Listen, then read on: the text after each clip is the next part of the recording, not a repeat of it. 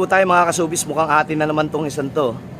Ayan o, iba yung datingan ng ano yung pag, kung basta ano, ramdam mo malayo pa lang na atin. May mga dumamong grupo pero ramdam mo pag iyoy kasi ikaw nag-aalaga. Ayan na po.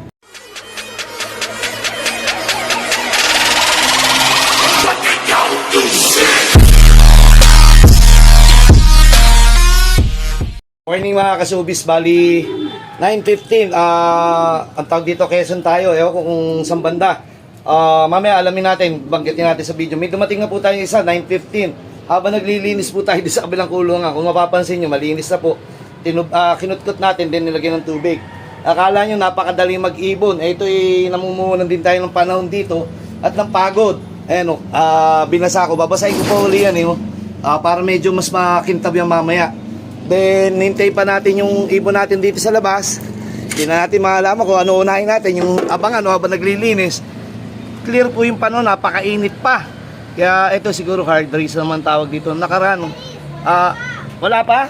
Ito mga kasubis, may gwardiya po tayo, may dala pang baril. What's up mga? Ka-shopping! Iyon, pansinin mo, sigawan mo ako pag kami dadating na para tatapusin ko muna yung ginagawa ko, yung paglilinis ko dito. Kasi baka mamaya magalit sa ating ibon, hindi umuwi. Kailangan malinis, di ba? Ayun po, ito po si Mr. ano to, kilala ko to. Ito si Alkitran na naibalik sa atin ng WPFC na sa pamamagitan ni bata pa to nahuli sa building sa 29th floor yata. Meron na? Umikot lang daw. Basta ito naisoli sa atin. Mukhang mananalo pa yata to pagka tumapos ng training. Andali po. Nasaan na? Nasaan? Meron daw po tayong isa. Tignan natin kung bababa siya kahit nandito ako. Puti pakpak? Lalabas na lang muna po ako. Saglit po. What's up mga ka-showbiz? Yun Salamat! Yun mga kasubis. Yung ibon natin dumating na. Tama sila. Puting pakpak. Ito po, dalawa po sila. Pero parang may bad habit. Parang doon sa... Naku, patay tayo nito. Paratingan ni Bait, nandun na naman sa building, Patay tayo nito. Pugak! Kuha ka ng paputok at saka ng lighter. Pagpasensyahan po, hindi pa bagong taon pero kailangan natin magpaputok. Dahil paratingan doon pumunta sa building. Kaya mahirap pagkaganto. Pero kung pagod na pagod yan, pupunta kagad dito para manginom uminom. Sandali po kuha tayong lighter. Ito mga kasubis, parang mga aeroplano natin magdadive. Pero yung dalawa nandun pa. Pag yan umano dyan, ay bakit ganun gusto nila sa building? Ito pa isa, pero hindi atin to. Atin to, nagflo-floating na. Nandun sa building, mauobliga po tayo magpaputok. Ito po si Bakulaw, nandito na. Ito yung isang white flight. Ito, nandito na. Nagsabay-sabay po sila, medyo maganda pa uwi natin, pero ang daming kuto. Yung galing sa building, bumaba na. Meron pang dalawa doon. Eto pa isa, ito pa isa. Nagsabay-sabay na, ang ganda ng pauwian natin, Medyo, kung basa, dahan-dahan na sila nakukondisyon. Pasensya kung malikot yung camera ko po, Ay, sabi ko nga po, na-excite lang po tayo pag kami paratingan. Pero may dalawa po doon. Sisindihan ko na po to pagkapasok tatlo po kasi to Pag sinindihan ko po to, lilipad na naman to, kawawa. Ito pa, bumaba na galing building. Hindi na yata kailangan paputok. Ayan meron pang dalawa rin doon. Ito po, ayan yung ibon natin. Pasensya uli, umikot na naman yung camera natin. Ayan po, dive. Yung kuya. Kapagod, maya po sisindihan ko po to, papasok na to Masisindihan na natin pag, meron pa uli isa ko. Ang ganda naman parating natin, sunod-sunod. Wala na? Wala na daw po sa building, di na pala kailangan. Hindi na po natin masisindihan to. Titignan po natin, zoom natin wala na po sa building. Kung basta nailang lang yung ibon. Pero maganda na rin yung handa po tayo. Di ba Pugak?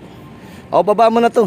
Hindi na natin kailangan to. Yung pasaway, eto hindi na po namin sisindihan. Bukas na lang. Bagong taon naman, napakainit. Mag-ingat ka. Ayun po, yung ibon natin nagsabay-sabay dumating. Checkin natin, pati si Tahi nandyan na rin. Titignan po natin mamaya. Ang napakainit. Good luck po sa lahat ng nagpaparatingan. Maganda po yung ating paratingan. Siguro unang batch to, 9:15 ngayon. Ito na po. Parang ilang minuto pa, wala pa 10 minuto, lagpas 10 na yung ibon natin. Gagawin na lang natin, nandun na yung electrolytes. Susundan muna natin yung nililinis natin dun, di pa tapos. O nga pala, mamaya may bisita po tayo, mga dating PHA player at mga nanalo sa MacArthur winner na may dugong bait, mga Stitchel bait. Ito po, ibibigay po natin tong ibon na to. Gagamitin niya ang pong breeder na breeding season po. Hintayin po natin mamaya sila Edwin De Chosa, shoutout sa inyo, at Egay Hardin, paring Egay. At meron pa po silang mga kasama, nagpaalam po sila, magdadala po silang kasama. At mamaya po natin itutuloy. Sige po. What's up mga ka-showbiz? Mga kasubis, bali nagpa-renovate tayo ng konti dito sa atin kasi pinapasukan ng daga, pero ang kukulit ng daga, ang gagaling. Kahit na magpa-renovate ka, ang gagaling nila, nakakapasok pa rin. Pero ito po yung kwento. Ayan. Itong ibon na to, dalawa po sila, nakawala po dito. Bagong dating pa lang po na ito, siguro mga 3 days pa lang, wala pang viewing sa trapdoor. Umiyak pa nga po ito kanina, sana na-tsempuan sana natin, pero itong lahi po nito TAC 14, TAC 41. Tanyo, hindi naman po naiba yung itsura, pero palit na ibon. Ang tatay nito napakalaki at napakatanda na. 2007 pa, 97.6% ng flying machine. Mabuti na palit ko siya. Dati kasi laging contender yung mga flying machine nating crack 52, cross crack 52. Umuwi lang, first overall na, nagkataon lang talagang sa 12 nating kinarga. Yung kapatid nito mismo sa flying machine, yung number 1 contender natin na umuwi lang, mag-overall na top 1 o top 2, depende kung ano. Doon sa anim na overall natin, bali 7 yung live, siya lang hindi umuwi na live. Tapos 11 yung umuwi natin, 11 yung paklak natin sa 12. Yung kapatid nitong kaya nadismaya ako nung unang panahon na yun. Kasi nga malaki. Pero tulin. Yun yung sinasabi ko pag may tulin ng mga flying machine. Pero ngayon, nagtaka ako, bagong bitaw pa lang, bagong nakawala pa lang dito, 3 days. Umikot to. Halos 2 araw hindi bumalik. After nun, bumalik. Nakita ko kasi to, nagpaparonda ako, siyempre, para ang tip po natin, pag may nakawala po tayong ibon na hindi pa turo, pasabayan na natin ang ating mga ibon. Para kahit paano matukso siya na sumama. Panahon ng paratingan, nakita ko na lang, pagbalik ko dito, kasabay na ng paratingan. Sumatotal, ang talino ng ibon kasi biro mo, 3 days pa lang sa loft, nakawala siya, tapos biglang babalik pa sa'yo, nakaka-BBCM po to, may inner ring.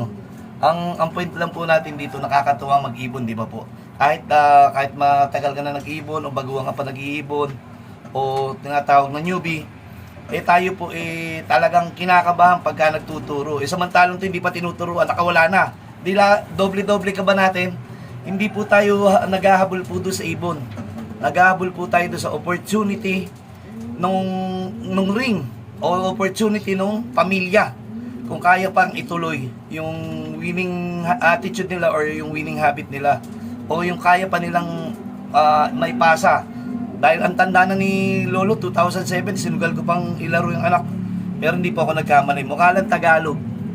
Pero ito nga sinasabi ko, baka ang lakas ng chance ko na biro mo hindi mo pa tinuturuan, bumabalik na. Paano pa kaya pagka naturuan na? Mamaya magano po tayo sa trapdoor. Sige po, mamaya po ulit.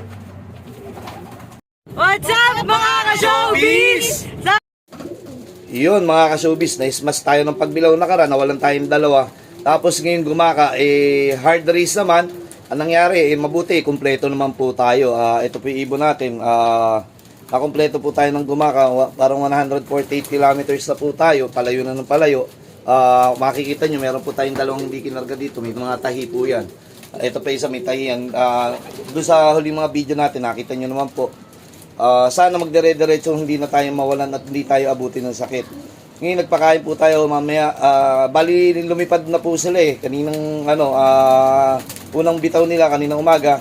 Then tawag dito, mamaya papakawalan natin pagtapos kumain para makapaglinis tayo kasi siyempre kailangan din natin i-maintain. Ito yung mga BBCM natin na ilang piraso pa, meron pang kalahating tindong. Konti lang kinuha natin dahil hindi naman tayo todo naglilipad ng marami. Tapos may MMFC pa tayong parating. Yun, Happy New Year po sa inyong lahat. Tapos ingat po kayo pag nagpaputok. At hanggat maaari nga, wala nang paputok para naman, siyempre kahit paano, gastos din yan. Magsama-sama lang po tayo, malaking bagay na yan. Makapag-celebrate tayo, may konting handa. Okay na yan. Bakit namamagamata mo, ate? Ito, usap po na cold. Pumapares lang doon. Pumapares po doon sa kay kuya. Kaya pala, lagi siya nagpapaligaw. Pero namamagay yung mata niya. Kaya pag nagkakarga sa truck, pag uwi, pansinin nyo kagad. May mga tama sa mata o ano. Kaya, agapan nyo. Pwede mo na cold o nakipagbugbugan lang. Mamaya po ulit, enjoyin po muna natin tong holiday. Happy holidays. Yun, happy holidays po. Iingat po lagi. God bless. What's up mga ka-showbiz?